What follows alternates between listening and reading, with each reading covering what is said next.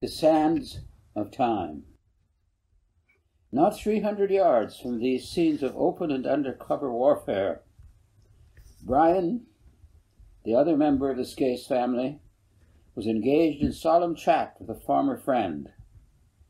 About the time that the fight began in the children's bedroom, Brian had been playing part way down the open slope by the barn. He had fierce, stiff red hair like his sister Linda, and big freckles on his exposed skin. His nose was not impressive, and his blue eyes sheltered behind large glasses, which looked as though they had been purchased as eyes too big, so he would not grow out of them. His mouth was generally open, showing large front teeth. The reason for this was not stupidity, but because he breathed more easily through his mouth, having not only all the various misplaced and extra things that make breathing through the nose more difficult, but also being inclined to asthma, hay fever, and what are variations on head and chest colds that would make a small boy uncomfortable. Brian was not at all stupid. His asthma kept him less active than the others, and he was inclined to be solitary.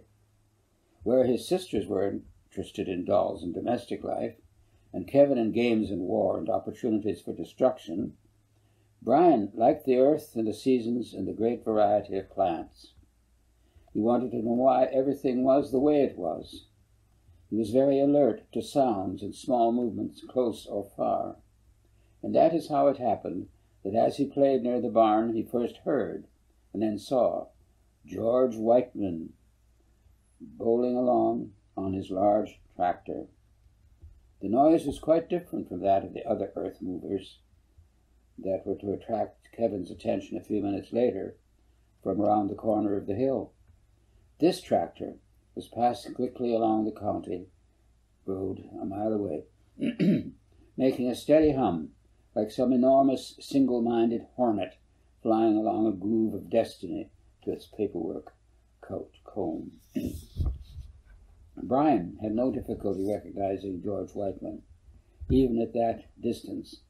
George was lean and seemed to point in two directions at the same time.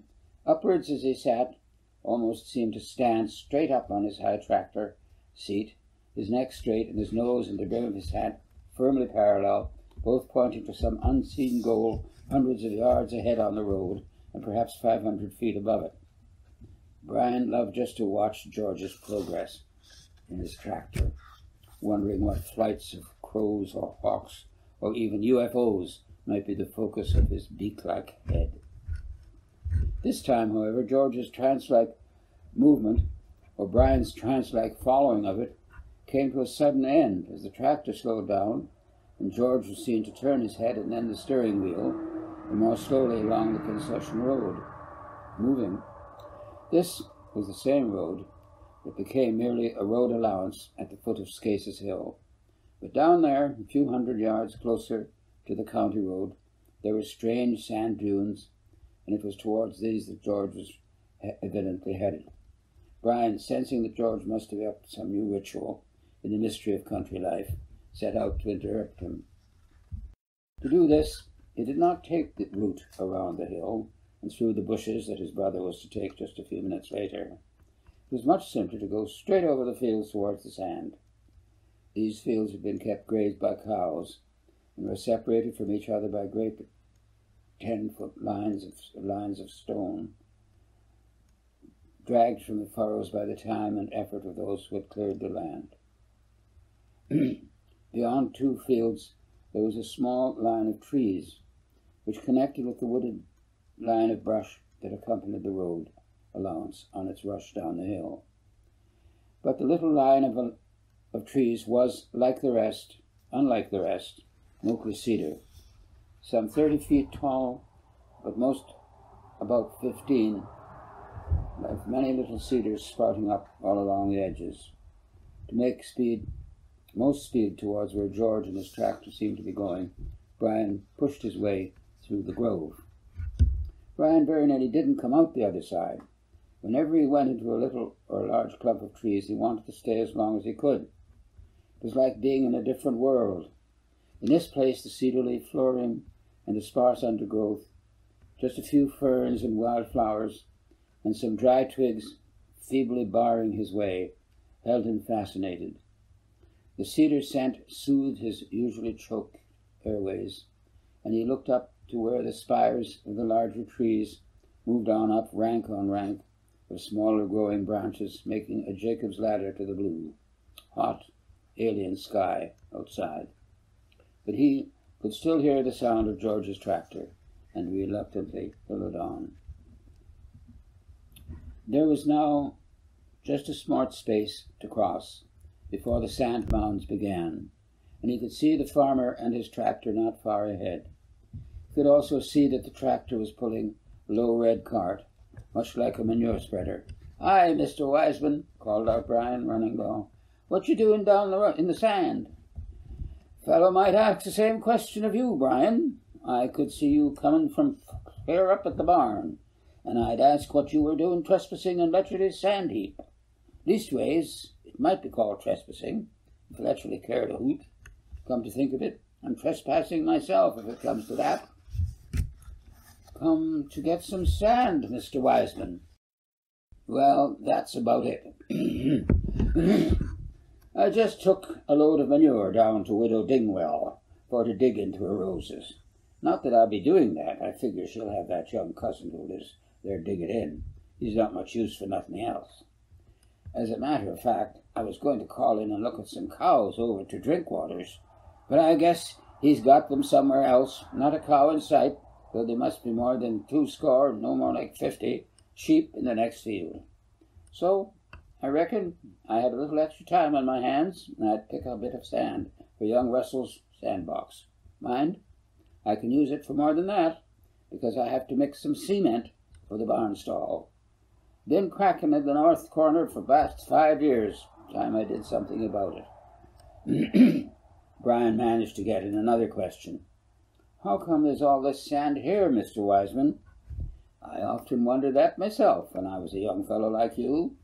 Now I may be wrong about this, but I have heard tell when my sister-in-law Rita's cousin was visiting last Christmas, or was it the Christmas last? I say her boyfriend, at least it was her boyfriend then, he's her husband now, was studying up this kind of thing, soils and hills and rocks. I don't know how much use that study is, but he gets well paid for it anyways. I heard tell that there was some kind of lake here once, and this was the shore." "It could be, because the sand really goes all the way around the foot of the hill. This is a steeper hill than most around here, so maybe it grows right out of the lake. Come to think of it, you're right, but the sand goes right along the alley to the west and slopes up to the north. Funny to think of Percy Village underwater, and fishes swimming around, through Bailey's garage and Perchard's supermarket." Brian liked to bring history right up to the present time. "Did you ever notice how many of our hills are long and low and that hump a bit at one end, Brian?" "Yes, they're just like big fish, Mr. Wiseman. Do you suppose they're big fish that got turned to dirt?" "No, I don't, but I've heard tell maybe the Indians thought they were. Anyway, the old name for them was whaleback, and they certainly do resemble a whale's back. Leastwise, I suppose a whale's back looks like, seeing as I've never got to see a whale closer than the library." "Did you ever see those jumping whales on TV? Well, I suppose I just might. Don't watch TV that much, mostly whenever young Russell ties it on, if I'm home during the day, or some of my wife's programs. Couldn't watch an awful lot of that stuff and not be much further ahead. I like to think that our house is up there on a whale's back. It might get carried away out to sea and never come back again." "Well, that would do. Would you like to give a hand with the sand? There's a shovel about your size in the cart." "Oh, Mr. Wiseman, I'm glad to help. It's just such lovely white sand. You wonder it could be here so far from Lake Ontario." "It's not Lake Ontario sand. Lake Ontario sand is none too white hereabouts anyway. Maybe when you finish school you'd like to be that fellow who studied it all up, and you can tell us why it's so, and get paid by a lot by the government for knowing so much." "I think that would be fun, but not if I have to spend most of my time in the city to find out. Most people who get lots of money for knowing stuff seem to live in the city." End of chapter 2.